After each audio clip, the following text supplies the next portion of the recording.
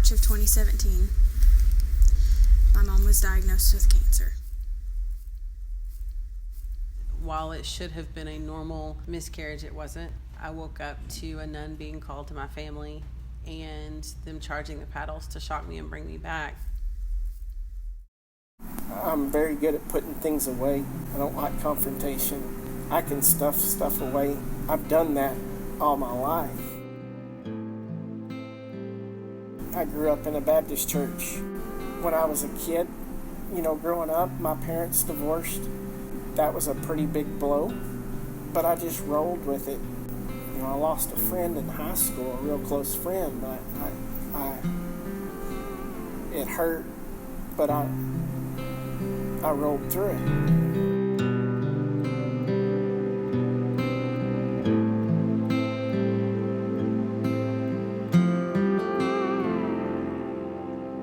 I know you can heal my heart.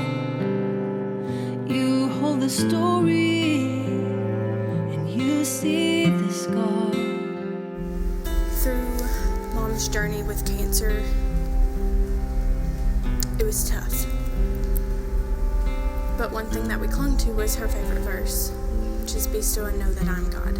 I know that He's God. I know that He's good always. But in that moment, why? How am I supposed to think that you're good when my mom just died? But can I really trust you? Are you even here? Can you really hear me? Do you even care? After 2 miscarriages, even being raised in church in those moments, I asked God, why? Why did you allow this to happen? I didn't understand it. In the spring of 2011, with the help of God and a new doctor, got pregnant again. We were very scared and uncertain, not sure what would happen after 2 miscarriages, but we're having faith that God would bless us with our family this time. We went in for our first sonogram and found out during our first sonogram we were pregnant with triplets. And man, we were shocked. We had always been told there was a chance of multiples with any fertility treatment, but you don't ever expect it until that moment when you're looking at a sonogram and there's 3 babies. And the doctor was very cautious with us, told us to kind of take things easy. We were pregnant with triplets, but it was a very risky pregnancy, and sent me home on bed rest.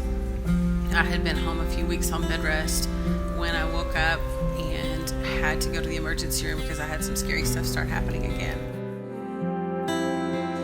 In this moment, I'm reminded of where we've been and how you've proven yourself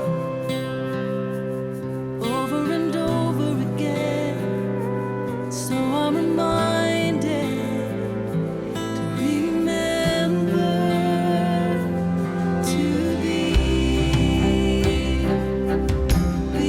still and know that you are.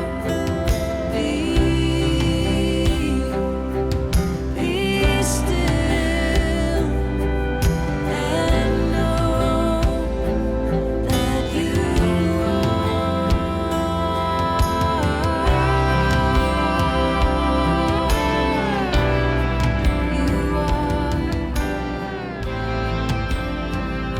I always thought I was protecting myself.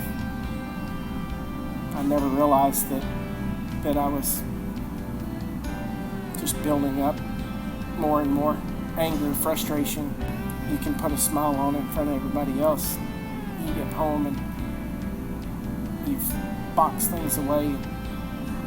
It comes out on the people that don't deserve it. Started coming across Brand, started hearing how important it was to get in the Word, and one of the first verses I came across was Psalm 46:10.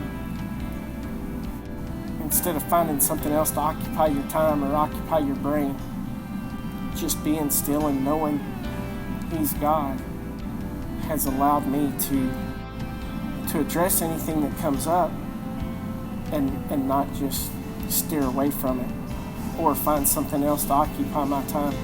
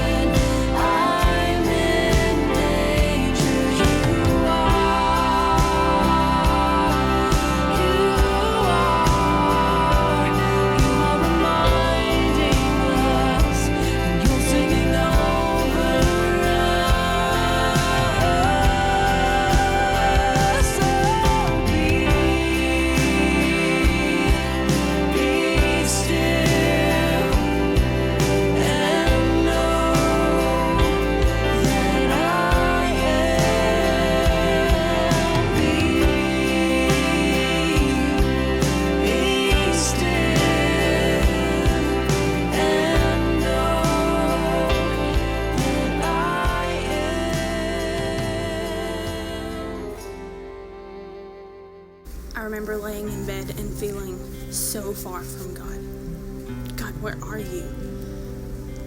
Why do I feel abandoned? And I kept hearing from him, it's not for you to understand. This is my timing. It's not your story, it's my story. It's what I've done through you. Through Mom's journey, my journey, God showed his grace and mercy to us many, many times. And I didn't realize that until that's all that I could remember about that time. And then this song was released. And it spoke what my heart felt. Whenever it hurts too bad, that's when I remember that God is still good. Even though it hurts, he's still good. He's still there. And we just have to trust. So when I hear be still, I also hear trust me, I'm God, or listen for me. It had not been but just a few days before my mom had read me the scripture of the day, and we had just felt like it was for me. It was talking about God creating all the stars, and because he's so powerful and mighty, not one is missing. And yet here I sit just a few days later and I've lost one of them. Same story all over again. Had to go back to the hospital. And when the doctor sent the nurse in to do the ultrasound, she said, I've got to call him. And we said, okay. And she called him in. Whether we should have or shouldn't have been, we were expecting the worst. And the doctor said, tell me what's going on. And the nurse said, well, it's really just better if you see it yourself. I really don't have an explanation for it except for you to look. There's 3 babies, 3 heartbeats. Everybody's the same size. They're wiggling, they're moving, they're all 3 there. We were in shock. The best kind of shock you can ever expect and ever get. And it was instantly in that moment that I knew what that scripture had been for, and about not one was missing, because in that moment we found out not one was missing. And so we have our miracles: Sarah Faye, Nicholas Ryan, and Emily Kate Slayton.